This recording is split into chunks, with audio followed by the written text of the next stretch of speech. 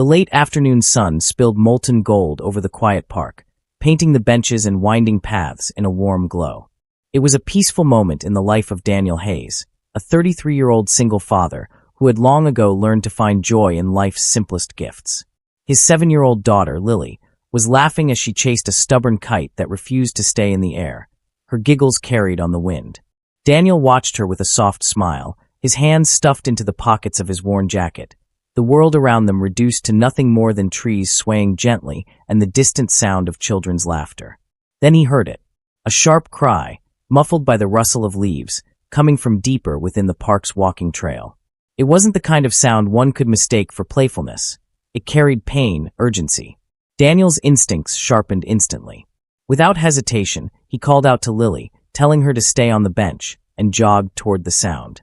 Rounding a bend, he saw her, a woman lying on the gravel path, one hand clutching her ankle, the other pressed to the ground as if to steady herself against the spinning world. Her dark hair, loosely tied, had come undone and spilled across her pale face. Even from a distance, Daniel could tell she was trembling. "Are you all right?" he asked, kneeling beside her. She looked up, and for a moment her eyes met his. Eyes of striking green, glassy with pain but alive with something else, perhaps fear. She began, but her voice broke as she winced. Daniel gently examined her ankle. It was swelling rapidly, the skin already mottled with bruising. "Looks like you've sprained it, maybe worse," he said. "We need to get you to a hospital." No hospital," she said quickly, shaking her head. He frowned. "Ma'am, you need medical attention. You can't just." Her grip on his arm tightened suddenly. "Please. Not now.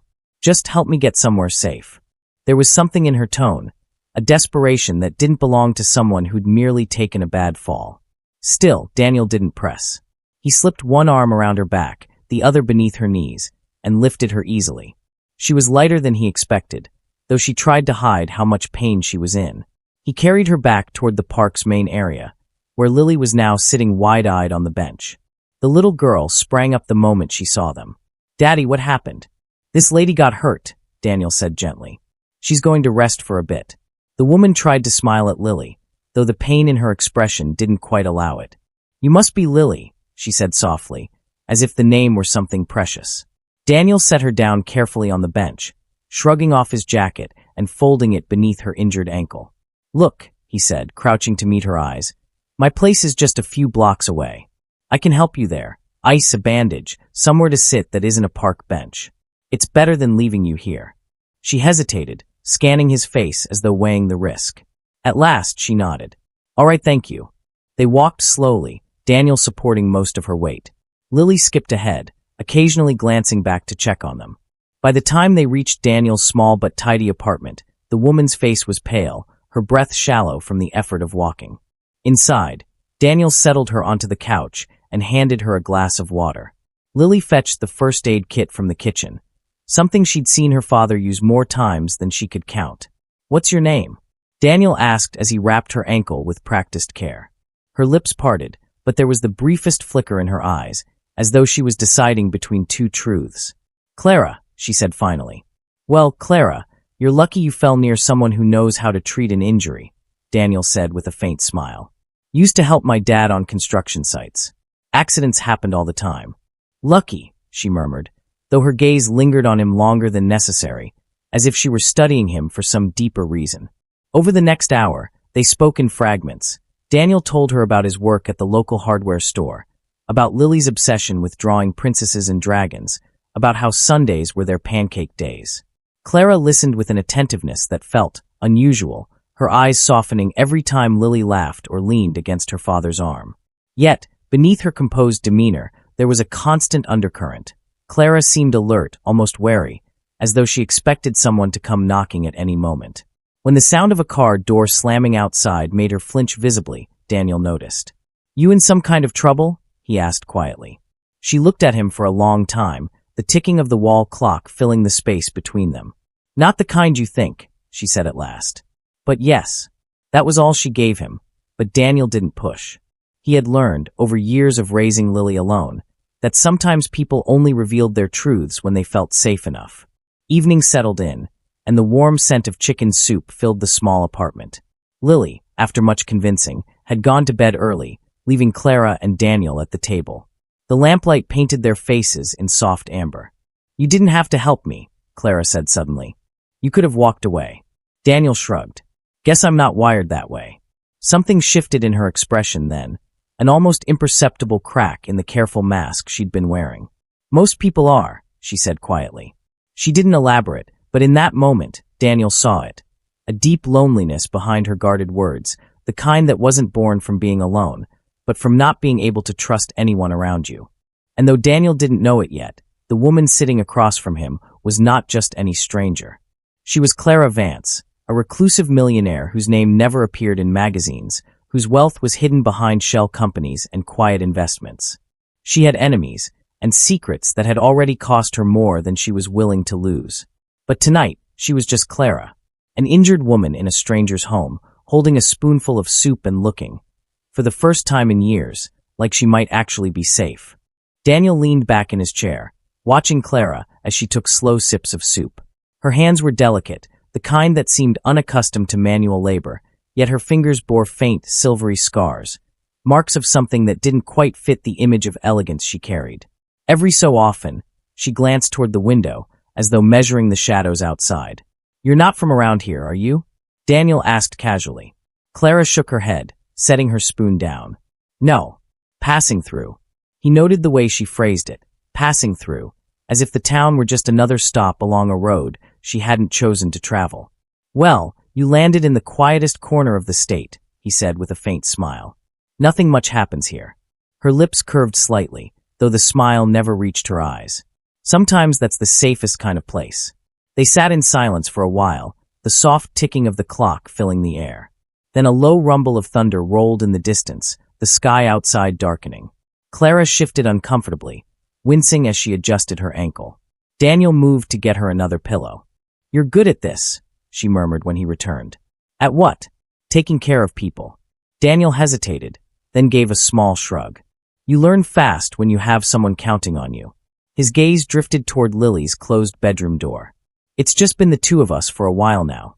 Clara studied him, as if trying to piece together the man before her. "Her mother. She left when Lily was 3, he said plainly, not bitter, just stating a fact.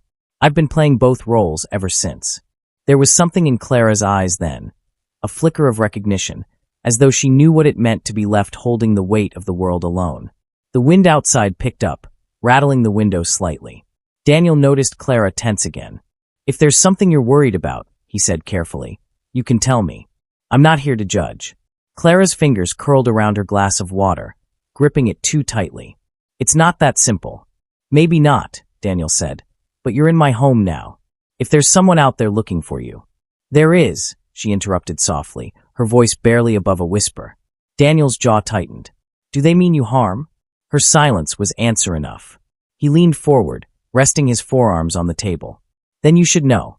I don't take kindly to people being hunted, especially not in my town." Clara's eyes softened, a mix of surprise and something else, gratitude perhaps. "You don't even know me," she said. "I know you needed help. That's enough." The words seemed to reach her in a way nothing else had.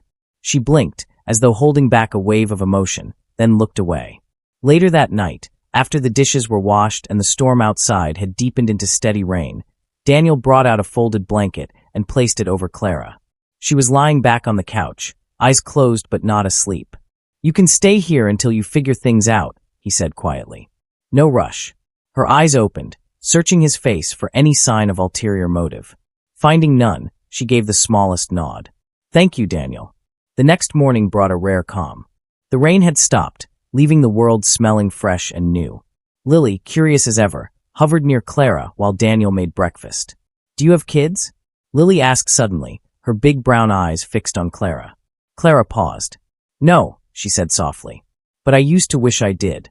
Something unspoken passed between them, a brief connection, tender and fleeting. Lily smiled and went back to drawing at the table. Daniel watched them from the stove, noting how Clara's guarded edges seemed to soften in Lily's presence.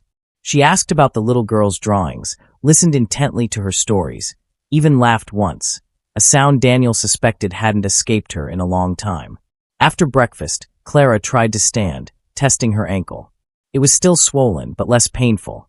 Daniel helped her to the armchair, where she sat with a book Lily brought her. He noticed that Clara seemed different in daylight. Not just elegant, but refined, the kind of refinement that didn't come from small-town life. As the hours passed, Daniel went about his usual weekend chores, fixing the loose hinge on the kitchen cabinet, tending to the plants on the balcony, but he kept an ear tuned to the quiet murmur of Clara and Lily's voices in the living room. In the early afternoon, Clara asked if she could borrow his phone. Her own, she explained, had been lost during the fall. Daniel handed it over without hesitation, but she hesitated before dialing, her thumb hovering over the keypad. Finally, she made a single call, spoke in hushed tones, and ended it quickly. When he returned from taking out the trash, he caught her looking out the window again, her expression unreadable. "You expecting someone?" he asked. "Not exactly," she replied, still watching the street. "But someone might come." Daniel crossed his arms. "Friend or foe?" Her eyes shifted to his. "That depends on how you define either." That evening, as the sky turned violet and the street lamps blinked awake, there was a knock at the door, 3 slow raps, deliberate. Clara froze. Daniel moved instinctively, stepping between her and the door. "Stay here," he said firmly. Peering through the peephole, he saw a man in a dark suit, his hair slicked back, his expression unreadable. The stranger glanced over his shoulder once, as though ensuring he wasn't being followed. Daniel opened the door just a crack. "Can I help you?" The man's gaze swept the apartment behind him before returning to Daniel. "I'm looking for someone. A woman. She might be injured." Daniel's jaw tightened. "Plenty of women live in this building. Try being more specific." "She goes by Clara Vance," the man said evenly. "It's important I speak to her." The name hung in the air like a stone dropped in still water. Daniel's mind turned over the pieces. Her reluctance to share her name, the wariness in her eyes, the guarded phone call. Clara Vance. He didn't know the weight that name carried, but it was clearly more than she had let on. "She's not here," Daniel said finally, his voice steady. "Now, unless you've got a warrant or a real good reason to knock again, I suggest you leave." The man's expression didn't change, but his eyes lingered on Daniel a beat too long before he turned and walked down the hall. Daniel shut the door, locking it. Clara was still seated, her knuckles white where she gripped the armrest. "Who was that?" he asked. Her lips pressed into a thin line. "Not a friend," she said at last. "And not the last one who'll come looking." Daniel exhaled slowly, his mind already working through possibilities. "Then you're going to need more than an ice pack to get through this." For the first time since she'd met him, Clara didn't look away. "Why are you helping me?" He thought about it, really thought about it, before answering. "Because somebody has to." And for reasons she couldn't yet explain, that answer unsettled her more than any threat waiting outside. The night deepened, wrapping the small apartment in shadows and stillness. The only sound was the faint hum of the refrigerator and the occasional patter of rain returning against the glass. Clara sat by the window, her gaze fixed on the dimly lit street below, her mind a storm that matched the weather. Daniel stood near the kitchen, leaning against the counter with his arms crossed, watching her. He could see the weight she carried, how every flicker of headlights made her shoulders stiffen, how her eyes moved not in curiosity, but in calculation. It wasn't just fear he saw. It was the look of someone who had been chased for so long they no longer remembered what it felt like to stop running. Finally, she turned to him, her voice low. "Daniel, there's something I need to tell you. And once I do, you might wish you'd never met me." His brow furrowed, but he didn't move. "Try me." She hesitated, as if every word had to be pried from her chest. "My real name is Clara Vance. I inherited one of the largest private fortunes in the state after my parents died. But money like that, it doesn't just attract admirers. It creates enemies. People who will smile at you over dinner and plan your ruin by morning." She looked away, her jaw tightening. "A few months ago, I discovered that someone inside my own company, someone I trusted, was embezzling millions. I confronted him. Days later, my house was broken into. I barely escaped. Since then, I've been moving from place to place, never staying more than a night or two, because I know they're trying to find me. They can't afford to let me talk." Daniel let the words sink in.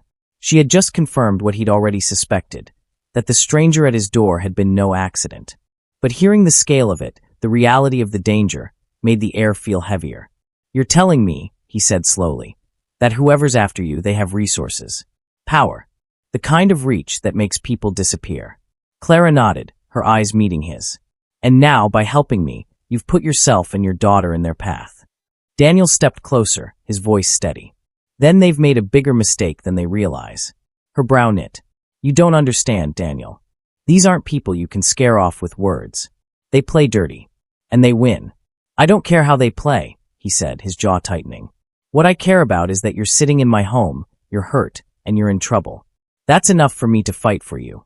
Clara blinked at him, caught between disbelief and something warmer, something she hadn't felt in a long time. But before either of them could speak again, a sharp knock came at the door. Not polite, not hesitant, 3 heavy, deliberate pounds that made the walls vibrate. Daniel's eyes darkened. Get in the bedroom. Lock the door. Now. Clara hesitated only a second before moving quickly, her limp making her steps uneven. Daniel waited until he heard the click of the lock before he approached the door. When he opened it, 2 men in dark coats stood there, their faces expressionless. One of them, taller and broader than the other, spoke in a tone that was almost casual. We're looking for Clara Vance. We know she's here. Daniel didn't flinch. You've got the wrong place. The taller man smiled faintly. I don't think we do. Daniel stepped forward, his frame filling the doorway. I'm only going to say this once, leave. The second man's eyes flicked past Daniel, scanning the small apartment. She's worth a lot more than you realize, friend. Let's not make this harder than it needs to be. Something inside Daniel shifted then, not fear, but a quiet, steady fire. He thought of Lily asleep in her room, of Clara's pale face when she'd told him about the betrayal, of the countless times life had tried to strip away what little he had left. And he decided in that moment that no one, no matter how powerful, was going to bring harm under his roof. You've got 5 seconds, he said calmly, before I make you wish you'd knocked somewhere else. The taller man's smile vanished. But before he could step forward, the distant wail of a siren cut through the air. It grew louder, sharper, until blue and red lights flashed against the walls. The men exchanged a glance. Looks like you've got company, Daniel said evenly. Without another word, they turned and walked down the hall, their pace quickening. Daniel watched them disappear before closing the door and locking it. When he opened the bedroom door, Clara was standing there, her eyes wide. What happened? They're gone. For now. She swallowed, her voice trembling. Daniel, I can't stay here. Not when it puts you and Lily at risk. I need to keep moving. You're not going anywhere tonight, he said firmly.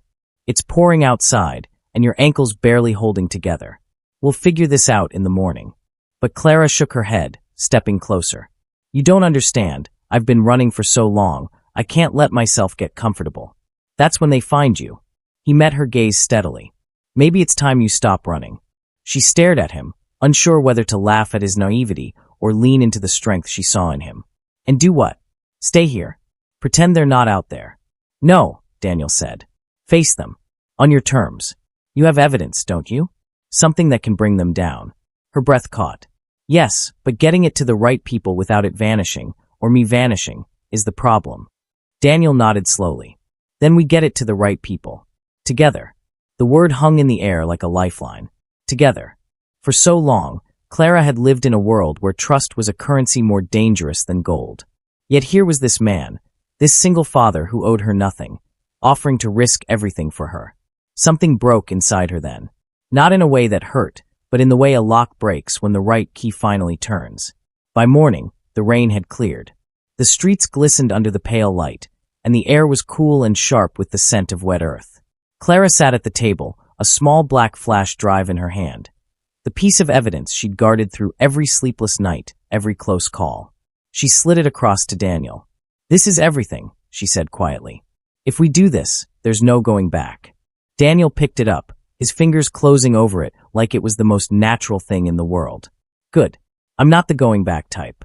And in that moment, Clara knew, whether they succeeded or fell, she would no longer be facing the darkness alone. For the first time in years, she felt the faint but undeniable weight of hope pressing against the fear. Because sometimes, the people who save you aren't the ones you expect. And sometimes, the smallest apartment in the quietest town can become the safest place in the world, if the person inside is willing to fight for you. The chase wasn't over.